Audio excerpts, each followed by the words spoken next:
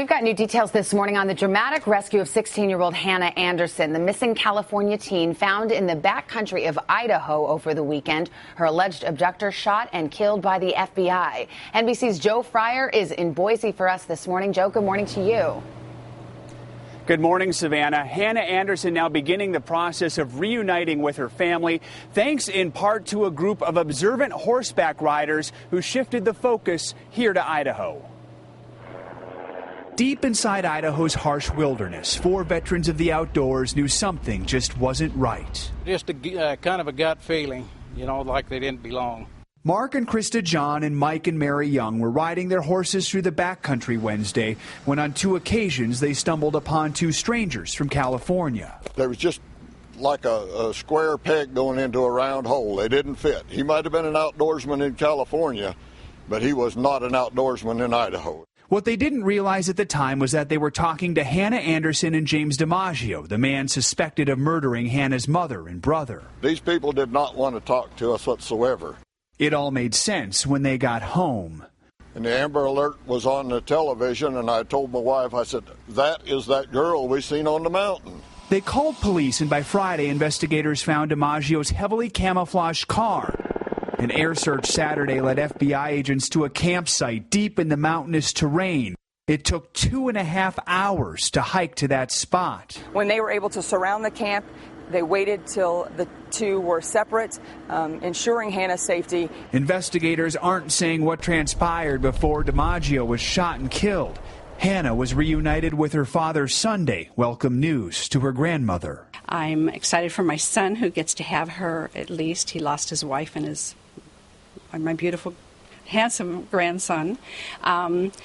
We just got to work at getting closure from now on. For Hannah's safety and security, authorities are not releasing any information about her whereabouts. At this point, it's unclear when she's going to return to Southern California, but we can tell you her family there is anxiously waiting. Savannah?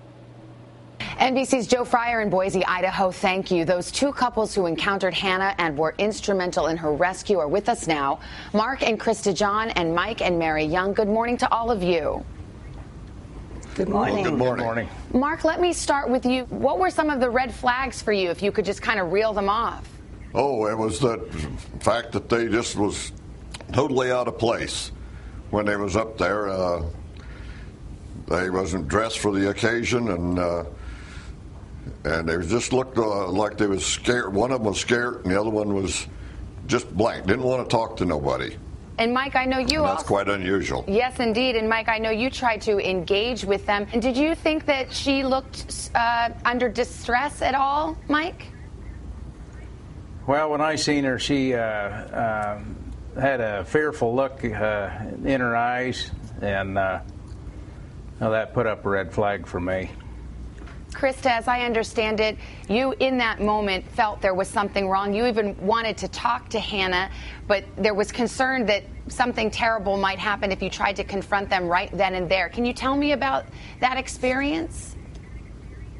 Yeah, that happened later at the lake when she was sitting there soaking her feet. We just kind of watched her, and I was talking to Jim prior to that, telling him that whatever possessed them to come way out here in the wilderness, and he said that she picked where they went last year on a trip, which was at Hollywood and Los Angeles, and so this year was his turn to pick the trip. So that was a plausible, explanation to why they would be there.